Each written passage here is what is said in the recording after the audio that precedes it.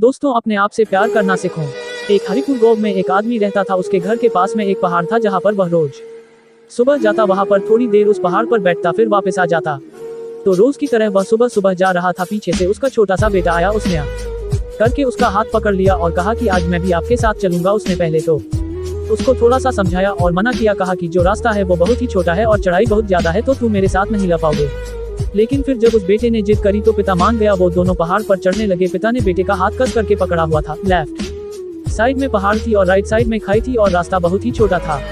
वो पहाड़ की चोटी तक पहुंचने ही वाले थे, तभी रास्ते में एक बड़ा सा पत्थर आया। क्योंकि पिता उस रास्ते से रोज आता था तो उसको पता था कि वहाँ पर पत्थर है, तो वह साइड से निकल गया। लेकिन जो बेटा था उसका ध्यान कहीं और था, तो उसका घुटना जा करके उस बड़े से पत्थर से टकरा गया।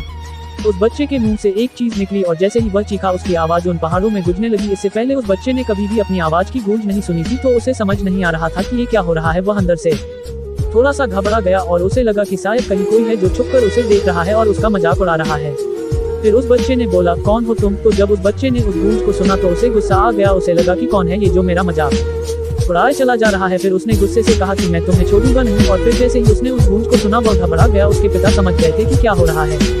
उसने अपने पिता का हाथ कस के पकड़ लिया और उनसे पूछा कि कौन है ये जो मुझे इतना तंग कर रहा है, कौन है ये जो मुझे इतना डरा रहा है। तो उसके पिता थोड़ा सा मुस्कुराए और उन्होंने खाई की तरफ देखा और जोर से बोला, मैं तुमसे बहुत प्यार करता हूँ। और सुनकर वह बच्चा हैरान हो गया और उसे समझ नहीं आया कि वो क्या रहा है, क्योंकि वही इंसान जो उसका मजाक उड़ा रहा है, उसको तंग कर रहा है, वह उसके पिता को बोल रहा है कि मैं तुमसे बहुत प्यार करता हूँ। तो उसके पिता अपने बेटे को देखा और वो समझ गए कि उसके मन में क्या चल रहा है। और फिर दोबारा उन्होंने बोला, तुम बहुत अच्छे हो। और ये सुनकर उनका बेटा थोड़ा सा मुस्कुराया और पूछा अपने पिता से कि ये क्या हो रहा।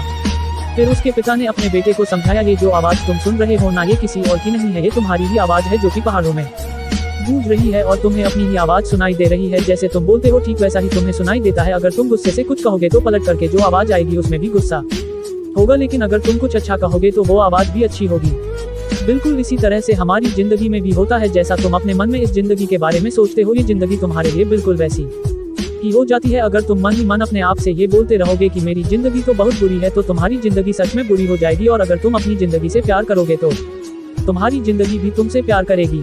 ये बात उस बच्चे के दिमाग में घर कर गई और फिर वे दोनों उस पहाड़ की चोटी पर गए। लेकिन बच्चे के दिमाग में यही बात घूम रहा था और फिर वह बच्चा खिलखिला कर हंसा और उसने अपने दोनों हाथ खोले और अपनी पूरी ताकत से बोला, मैं तुमसे बहुत प्यार करता हूँ।